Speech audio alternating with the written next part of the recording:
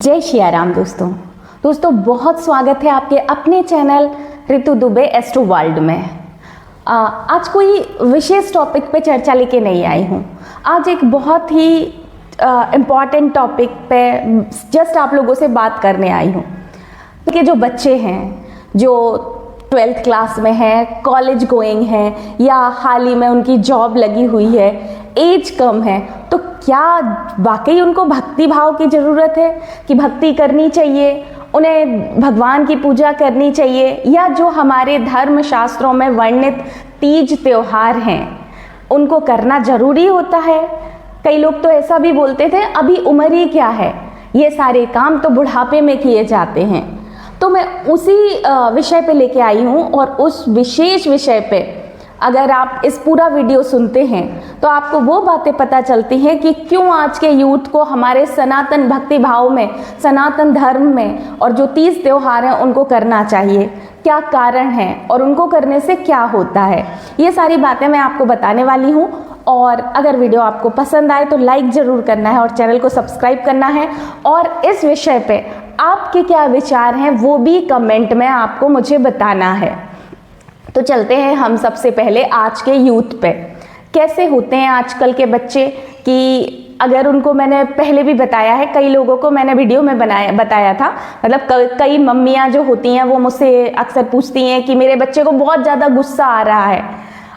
आजकल के छोटे छोटे बच्चे डिप्रेशन का शिकार हो जा रहे हैं, एंजाइटी, ये सारी चीज़ें नॉर्मल हो रही हैं। और एक छोटी सी उम्र में कई बच्चे तो ऐसे करते हैं कि अपनी इस ज़िंदगी को ख़त्म कर देते हैं।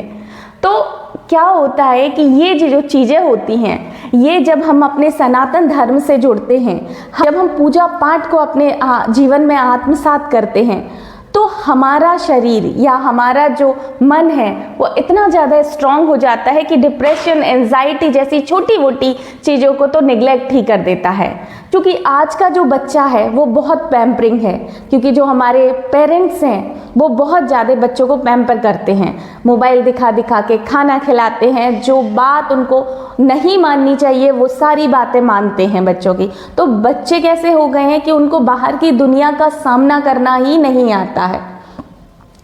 ये सारी चीज़ों को जो बच्चों को कठोर बनाती है, बच्चों को जीवन शैली सिखाती है। आजकल के कई बच्चे ऐसे होते हैं बहुत लेट उठते हैं, जबकि पहले कहा जाता था सूर्योदय से पहले उठना चाहिए, सूर्य को अर्घ देना चाहिए, जिससे क्या होता है बच्चों में सूर्य के गुण आने लगते हैं। सूर्य के गुण कौन से?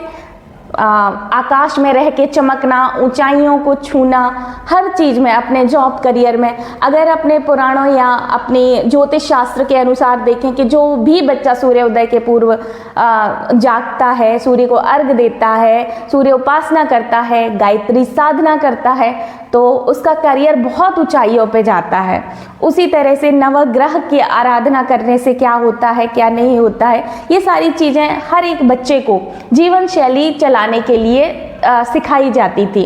लेकिन जब आज का बच्चा ये मानने को तैयार ही नहीं है कि ग्रह क्या होते हैं, मैं क्या करूं, रात भर जागता हूं, सुबह कैसे उठ सकता हूं, बहुत सारे एक्सक्यूजेस होते हैं। अब एक छोटी सी बात मान लीजिए, कई बच्चे सोकर उठते हैं तो अपना बिस्तर नहीं सेट करते हैं, उससे आपको मालूम है आपका शनि खराब होता है। अब शनि खराब होगा तो आपके जो काम आप कर रहे हैं वो बनते बनते बिगड़ जाएंगे, कामों में डिले होगा और स्ट्रगल होगा लाइफ में। तो ये छोटी छोटी चीज़ें जो हम पहले से सीखते आ रहे हैं पर नहीं करते हैं, क्योंकि हमने अपने बच्चों को वो सब चीज़ें डाली नहीं है कि भगवान कौन है, कथाएं कैसी होती हैं, पूजा पाठ कैसे होते हैं, तीज त्योहार कैसे होते हैं। जब कोई बच्चा या यूथ इन सब चीज़ों में आता है तो ये सारी चीज़ें जानता है।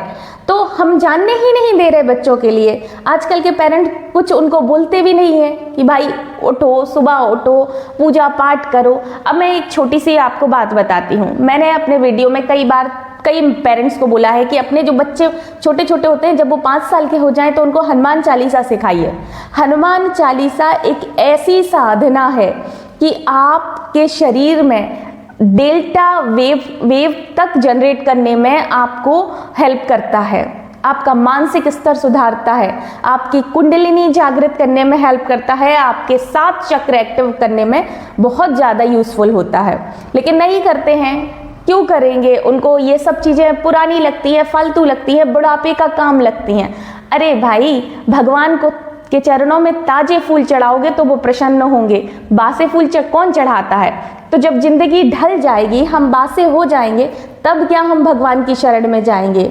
और अगर अभी हम भगवान की शरण में चले जाते हैं तो बुढ़ापे में जो स्ट्रगल आते हैं वो यहीं खत्म हो जाएंगे, क्योंकि हमें वो सब चीजें सहन करने की क्षमता होती है। हमारे जीवन में के जो कर्म होते हैं, जब हम पृथ्वी पे जन्म लेते हैं तो 2 चीज़ों के साथ जन्म लेते हैं, अपना प्रारब्ध और अपने जो हमें कर्म करने हैं। तो प्रारब्ध तो हम जन्म के साथ लेते हैं, जो जीवन में 60% होता है, और जो हम कर्म करते हैं जो 40% होते हैं, जिनके कारण हम अपने नेक्स्ट जीवन को सुधार सकते हैं। तो जो 60% प्रारब्ध है वो तो हमें भोगने के लिए पृथ्वी पर आना ही आना है। कभी कभी प्रारब्ध हमारा बहुत कड़ा हो जाता है, और इस प्रारब्ध को सहन करने की जो क्षमता देता है वो ईश्वर की आराधना देता है।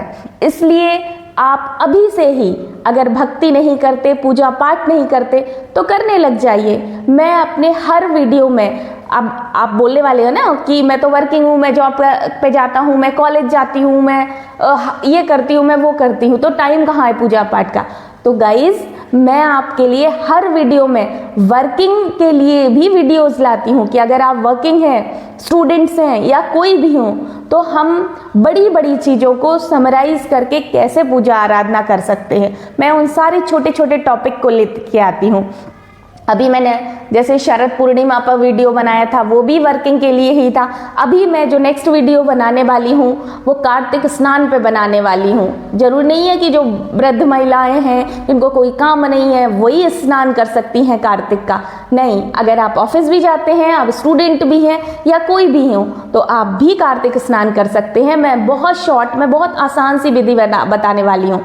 तो इस तरह के वीडियो देखने के लिए आपको चैनल को सब्सक्राइब करना बहुत ज़रूरी होगा, तो आप अभी से ही सब्सक्राइब कर लीजिए। और अगर जो मैं बात अभी मैंने आप लोगों से जो रैंडम बात की है, इसका कोई विचार नहीं था वीडियो बनाने का, बस मन में आया इसलिए आपसे बोल दिया कि अगर आप कोई भी उम्र के हों, आप अपने धर्म से जुड़िए, अपने पुराणों को अध्ययन करिए और पूजा पाठ से जुड़िए, अपने इष्ट बनाइए, अपने गुरु बनाइए, उनकी आज्ञा का पालन कीजिए और छोटी छोटी ही बातें सही पर उनको जीवन में लाइए। और अगर किसी का भी आप वीडियो चाहते हैं तो मुझे कमेंट करके बताइए, मैं वीडियो लेके आऊँगी। और अगर वीडियो अच्छा लगा हो तो लाइक ज़रूर कीजिए और चैनल को सब्सक्राइब कीजिए। जय जय सिया राम।